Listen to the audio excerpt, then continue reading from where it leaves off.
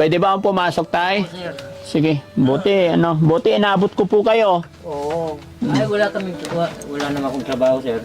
Wala kang trabaho. Wala. Si JR, ano? Gian. Jean. Oo. Yung apo nyo, Jean. Opo, sir. Kala ko JR. Kayo po, ano yung pangalan nyo? Romeo po. Tatay Romeo. Oo. Anong ulam nyo? Munggo sa katalong. Munggo talong. Buti, masarap yan, no? Kumusta naman si Jean? Ay, ganito rin, sir. Hindi nagbabago. Walang pamunas tayo. Punasan mo yung laway niya, tay. Ayan, punasan mo. Maalala ko tayo, hindi ko na maalala kasi yung unang punta ko dito. Inborn po ba yan sa kanya? Opo. Inborn. So, siya yung 16 years old, no? Oo. Tapos, hindi talaga mapagsalita. Hindi talaga, sir. Pero yung pag-upo niya, ganyan tumba-tumba rin. Oo. Mamaya, nakaupo, mamaya hihiga ka agad. Marunong din siya humiga. Oo. Matutumbay. Matutumba siya. Oo, sir. Hello, Jean. Okay ka lang? Pero kilala naman niya yung mga tao. Hindi naman, sir. Hindi naman lumalabas masyado. Hindi, ibig ko sabihin, kayo, nakikilala po niya kayo. Yung tatay niya, kilala niya. Oo, kailangan niya. Nanay niya, kilala pa kaya niya? Aywan ko lang, sir, kung kilala ba yun. Dahil ilang taon na hindi pumunta rito, eh. Pinabayaan na talaga ng nanay. Saan na talaga. Paano yun, tay? In-upload namin nung una. Hindi ba napanood ng nanay? Aywan ko lang, sir. Hindi ko naman alam kung nasaan yung nanay niya, eh. Oo. Hindi kaya sila naawa sa anak nila? Aywan ko lang kung ano ang anak nila. Nung pag-alis namin dito, tay, hindi ba nagpunta yung tatay para kumusta? Ay, hindi. Mga kwan yun. Isang linggo pa Oo. bago pumunta. Nag-worry lang ako, tay, kasi Opo. sa edad ninyong yan, paano na po si Jean kung humina ang katawan ninyo? Oo nga, eh. Hindi natin alam kung sino mag-aalala na naman nito. Opo. Hindi nyo ba napacheck up po yan, tay, mula noon hanggang ngayon? Nung maliit pa ito, sir, palagi nilang pinapacheck up. Hanggang sa lumaki kunti, eh, hinintuan nila. Hinintuan na. Tinitignan niya ako, tay. Hello? Pero hindi makapagsalita talaga. Hindi talaga, sir. Yung mga kababayan, mga kabarangay, no? Magandang hapon po sa atin lahat. Sa lahat po na nakapanood ng videos natin. Si Lolo at saka ang kanyang apo na si Gian, nadatnan namin na nanananghalian sila. Sila lang pong dalawa ang naninirahan dito. Dahil ang batang ito ay apo ni Lolo, anak ng kanyang anak na lalaki. At ang nanay ng batang ito, ayon kay Lolo, nung nakita nilang ganito ang kalagayan ng bata, ay iniwan na lang basta-basta dito sa pangangalaga ni Lolo. So nakakaawa naman yung sitwasyon ng bata kasi hindi po siya makatayo. Ganyan, pag nakaupo, tumba-tumba. Pag walang hawak sa kanya. Pero tayo, makakaupo rin siya mag-isa, hindi? Oo po, sir. Ganyan, maglalaro. Pero hindi siya makapagsalita. Hindi talaga. Hindi ba pwedeng wheelchair tayo para... Mayroong wheelchair niya, sir. Meron. Oo. Para ipasyal-pasyal sa labas paghapon. Kung hindi mo ulan, sir, pinapasyal ko naman to. Oo. Yan, umuulan ng mahapon, eh. Maulan. Kahit sa umaga, uulan din, eh. Matanong ko lang tayo, paano kayo nabubuhay na dalawa maglolo dito? Ay, minsan may trabaho ako, sir. May Tanim. patanim? Nakikipagtanim kayo? Oo. Sa isang linggo, minsan lang. Sa isang linggo? Oo. Nagkasya po ba yun sa inyong dalawa? Ay, ikakasya na lang, sir. Dahil wala namang nagbibigay. Oo. Wala bang ano to tay, sa government, walang natatanggap tong apo nyo? Wala. Noon, binibigyan siya ng ano, sir, yung mga grocery. Mahinto naman nung wala naman sila nagbibigay na sa akin. Binibigyan dahil, iwan ko kung sa DSWD. Sila lang nagbibigay noon. Opo. Ngayon, wala na. Kung si Jerome, mga kababayan, 17 years old, ito si Gian, 16 years old. Sabihin natin napakahirap din ang sitwasyon ni Jerome, pero masasabi kong mas maswerte siya kasi may magulang na nag-aalaga. Pero ito po, ang pinakamasakit, Hindi naman kadalasan nagsisisure to at nakakapaglaro naman siya. Pero ang masakit doon is pinabayaan ng magulang. Paano na kaya kung mawala si Lolo? Paano na kaya kung manghina na? Dumating na yung point na si Lolo ay hihina yung katawan niya. Sino magpapakain kay Gian? No? Gian? Tawag? Hello, Gian? Ate. Hello? Nakaawa. Na-stop yung kain nila mga kababayan. At ito, buti na lang may mga gulay-gulay sa paligid, no? Opo, sir. Munggo, talong. Talong munggo.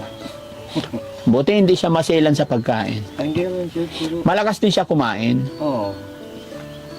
Pero talagang alagain, no? Alagaan tayo. Pampers. Pamper. Bumili ako ng pamper ng sir. Mhm. Lo, Yan. bakit napakabait niyo po sa kanya? Siyempre, sir, apo ko rin ito eh. Mm. Bali ilan ang anak niyo po, Lo?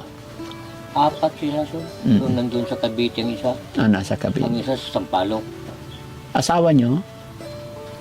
Matagal na namatay siya. Namatay na asawa niyo. Noong pang napanganak yung bunso ko. Namatay na. Hanggang 25 years old na ngayon, sir. So dito lang talaga kayo? Doon kami sa Mindanao noon, sir. Noon. Oo.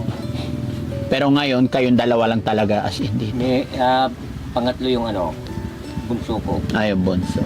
Yung isang mata. Ay, isang mata rin. Oo, may kapansanan din. Meron. Na ano yun, noon, tipdas. Oo. Nung natigdas, nabulag ang isang mata. Nabulag ang isang mata, sir. Pero kahit nakikita ko mahirap yung kalagayan nyo dito, Lo, pero nakikita ko sa'yo parang masiyahin. Ay, wala namang ibang gagawin, sir, kung hindi ka masaya. Kung malaging malungkot, wala. Wala. Sige, Lo, laban lang tayo, ano? Opo. Lo, alam mo kung bakit nandito kami? Kasi nung in-upload namin yung unang tagpo natin dito, Opo, sir. may nakapanood ng videos ninyo. Kababayan po natin na naawa po siya sa sitwasyon ng apo nyo. Ang tanong na nga nakapanood, bakit nga ba iniwan ng magulang? Bakit iniwan ng nanay? So maging ako, hindi ko rin masagot, hindi ko masagot dahil hindi nga natin nakausap yung magulang, no? Opo. Yan. So ang nakapanood ng videos ninyo, Lo, si Bing Alvaro, nasa Los Angeles, California. Opo, sir. No, so naawa siya sa apo ninyo kaya nagbigay po siya ng tulong pinansyal. Opo, sir. Okay. Lo, nagbigay po siya ng 5,000 pesos. Opo, sir. Kamay mo, Lo, bilangin natin. 1, 2, 3, 4, 5, 6, 7, 8, 9, 10. Total of 5,000, Lo. Maraming salamat, sir. Sa binigay niyo, sir. Oo. Kay Bing Alvaro Guillermo ng Los Angeles. Mga kababayan din po natin sila Opo. na nakapanood ng videos natin. Ano masasabi mo po tayo sa nagbigay? Maraming salamat po, ma'am, dahil binigyan niyo yung apo ko sa kunting tulong Mm. para sa aming dalawa. Kaya maraming salamat at dala na sa Panginoon dahil tinuro niya ang daan para sa aming anak ay apo. Yan lang, sir, wala na akong maano, sir, eh. Wala kang masabi. Po. Okay lang yun, Lo. Walang problema. Ang importante, nasa puso natin lagi ang Panginoon. Opo, sir. Pasalamat tayo sa mga bagay-bagay na dumarating. Bawat umaga na nakisilayan pa natin yung sikat ng araw ay pasalamatan lang natin, no? Opo. Okay? So, hindi ko masyadong pahabain, Lo, dahil ayaw ko na rin maabala yung pagpapahinga at pagkain ninyo. Opo, sir. Mga kababayan, mga kabarangay. Isa na naman natagpuan ng Team Daddy Frankie, although pangalawang punta ka na dito. Sana matulungan pa natin ang maglolo na ito. Bagamat si Lolo ayon sa kanya, nakikitanim-tanim na lang siya, nakikiupa-upa para mayroon siyang ipakain sa kanyang apo para may pagkain po sila. No? Marunong din magsubo mag-isa, Lo? Hindi, sir. Hindi talaga? Oo. Mm. Pag So- kung nagutom gumaganon lang. Ganun lang. Oo. Hindi talaga magsasalita rin. Hindi talaga, sir. Napakahirap ng ganyan sitwasyon, no? Opo, sir. Buti, Lo, hindi ka napapagod sa kanya. Ay, hindi naman, sir. Yun ang kasayahan ko basta darating ako ng tanghali. Oo. Lalo ako may trabaho. Mm-mm. Ayun, ang ano ko. May aalagaan ka dito lang siya. Opo, sir. Paano pag aalis ka, Lo? Mag-isa lang siya dito. Diyan naman ako. Ay, yung konser, yung bunso ko. Oo. Pero minsan, iniiwanan siya. Oo. Pag ko rito, wala na. Oh, kasi nung unang nakita ko, Oo. talagang mag-isa lang siya rito. Hindi naman siya nalalaglag yan. Ay, hindi naman, sir. Hindi naman. Hindi siya lalabas. Oo, hindi naman lalabas. Dito lang siya gulong-gulong. Oo. Nakakaawa, no? Nakakatakot kung anong mangyari sa kanya dito. Opo. Paano kung may gumapang na ahas? Nung doon pa kami nakatira noon, sir, pagdating ko sa mga madilim, Oo. wala siya sa loob. Oo. Tinignan ko sa silong, nandoon pala. Oo. Kinakagat ng mga, yung mga langgam. Nakakaawa. Oo.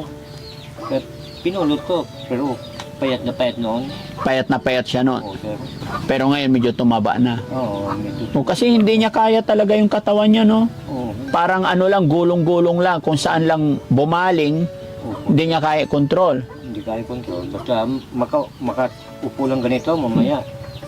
Kaya kailangan higpitan mo, tay. Ay, Lo, yung dingding, baka dyan siya lulusot o mahina na yung mga dingding. Opo, sir. Ay, paano pag lumusot dyan tapos nagkataon nakagat ng alupihan or langgam na marami? Mapasukan sa tainga. Delikado. No, Jian? Huwag kang pupunta dun siksik sa gilid, ha? Kasi hindi niya talaga mabuhat yung katawan niya, mga kababayan. No? Nakaawa. Eh, sila-sila lang din dito, laging naiiwan, no? Opo, sir. Mm-mm. Yung dalawa. Kumusta naman yung bigas na binigay ko sa inyo, Lo? Ubus na? Yan pa, sir. Ah, meron pa. Oh, very good. Okay. So, yun, mga kababayan, mga kabarangay. At muli po, magpapasalamat muna ako sa ating butihing sponsor sa araw na ito, si Bing Alvaro Guillermo ng Los Angeles, California.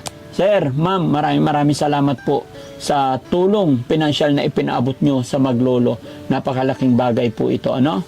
Nawa po hindi po kayo magsawa na tumulong sa ating mga kababayan na nangangailangan ng tulong. At sa lahat din po ng mga kapanood ng video ito, maglalambing po ako. Pakishare nyo po ang video ito para mas makatulong pa tayo. Maraming salamat po and God bless po. No? Bye-bye po. Bye, sir.